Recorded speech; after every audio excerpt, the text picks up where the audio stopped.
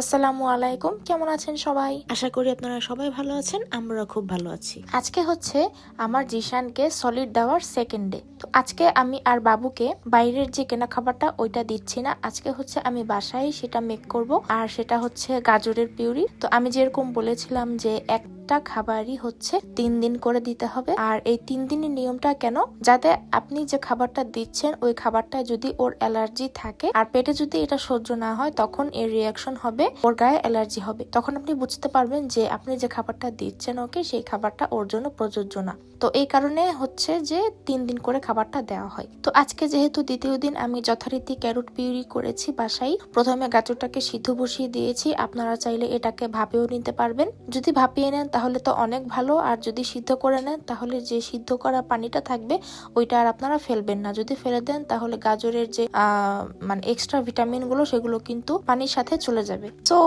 ওই দিন শেষ। এখন আসলাম আমরা তৃতীয় দিনে।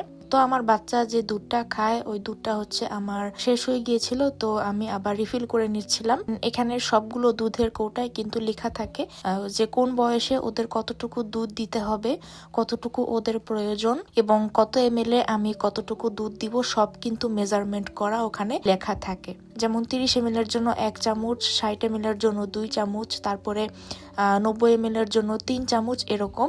এবং সেটা একদম সঠিকভাবে মাপতে হবে যেন কম বেশি না হয়। এবং এই সঠিক মাপটার জন্য কিন্তু কৌটার ভিতরে একটা সোজা লাইনের মতো থাকে, ওটাতে করে যদি চামচটা সুন্দরভাবে টেনে আনা হয়, একদম সমান সমান ফ্ল্যাট ভাবে পরিমাপটা হবে। আর সেই সাথে একটা সুন্দর পারফেক্ট ফিডার রেডি হবে আপনার বাবুর জন্য। সো বাচ্চাদের দুধ বানানোর সময় আপনারা অবশ্যই এই জিনিসটা খেয়াল রাখবেন যাতে পরিমাপটা সঠিক হয়। যত ml আপনারা বানাচ্ছেন তত চামচ যাতে দুধ দেওয়া হয় এবং চামচের মাপটা যাতে সঠিকভাবে আপনারা নিতে পারেন।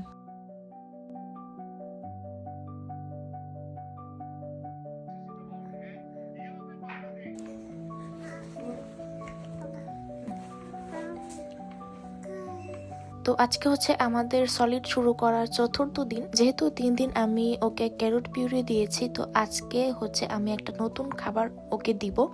সে খাবারটা হচ্ছে মিষ্টি আলু। ওর বাবাকে আমি বলেছিলাম মাত্র একটা কি দুটো মিষ্টি আলু আনতে, তো আমার কথা মতো সে 2টা মিষ্টি আলু এনেছে। ওর জন্য আমি হচ্ছে একটার অর্ধেক কেটে সেটাকে সিদ্ধ বসিয়ে দিয়েছিলাম। পুরো একটা রান্না করলে ও খেয়ে শেষ করতে পারতো না, আর যেহেতু 2 থেকে 3 চামচের বেশি দেওয়া উচিত না, সেই কারণে আমি হচ্ছে অর্ধেকটা মতোই রান্না করেছিলাম। আলহামদুলিল্লাহ এই খাবারটাও ওকে বেশ ভালোই স্যুট করেছে, কোনো অ্যালার্জি জাতীয় সমস্যা ওর দেখা দেয়নি। তো 3 দিন পার হওয়ার পরে আমি আবার 7ম দিন ওকে ব্রোকলি দিয়ে স্টার্ট করলাম। দেখা যাক ব্রোকলি ও কতটুকু পছন্দ করে। আমার মনে হয় না যে গাজর আর মিষ্টি আলু খাওয়ার পরে এই জিনিসটা সে অনেক মজা করে খাবে। তারপরও শেখানো উচিত, আমি মনে করি প্রত্যেকটা সবজির সাথে আসলে বাচ্চাদের পরিচিত করা উচিত আমার মনে হয়। সো এই কারণে ভালো মতো ব্রোকলি গুলো সিদ্ধ করে নিয়ে আমি ব্লেন্ডারে সুন্দর মতো একদম মিহি করে ব্লেন্ড করে নিলাম। চেষ্টা করবেন আপনারা একদম মিহি করে ব্লেন্ড করার জন্য, যাতে কোনো ধরনের দানা দানা না থাকে। যদি দানা দানা থাকে তাহলে কিন্তু ওরা খেতে পারবে না, গলায় আটকে যাবে এবং ওদের বমি হয়ে যাবে, যেহেতু ওরা এর আগে দুধ খেয়ে নেয়। ওই জিনিসটা অবশ্যই আপনারা ভালো করে খেয়াল রাখবেন যাতে কোনো ধরনের মিহি দানা না থাকে। ভালো করে এটাকে ব্লেন্ড করে নেবেন, তারপরে হচ্ছে আপনার বাবুকে এই খাবারটা সার্ভ করবেন। আজকে তাহলে এ পর্যন্তই। সবাই ভালো থাকবেন। আল্লাহ হাফেজ।